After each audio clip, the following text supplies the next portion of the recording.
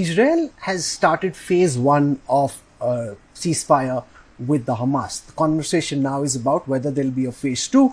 The other question is about whether Netanyahu can push through on his threat of forcing a regime change in Iran, and whether Trump would back a military takeout of nuclear facilities in Iran.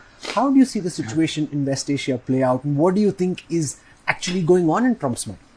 So the first thing to say is it's really important to understand that the Middle East has been reshaped. It's a fundamentally new landscape now. And that's not so much because of what has happened in Gaza. Let's leave that aside for a moment. And I understand people have very strong views about the humanitarian catastrophe that is Gaza.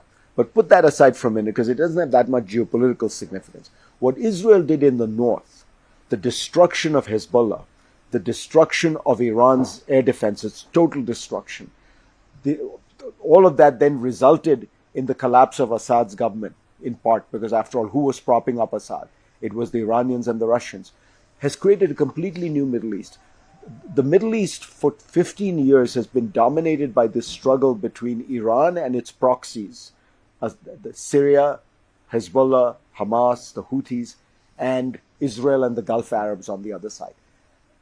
Those forces, Israel and the Gulf Arabs, are now totally dominant. Iran is on the back foot. It is much weaker. Why was Iran found to be so weak in the battlefield? Why all the proxies that they built up, which was supposed to be their great strength, why did they just fall apart like a pack of cards? I think two things. One, we didn't realize the degree to which the Syrian civil war, I think, sapped an enormous amount of the strength of the Hezbollah militias, the Iranian militias. There's a lot of money and people that went to fight to prop up the Assad government. And remember, that took almost 10 years, so it's a very...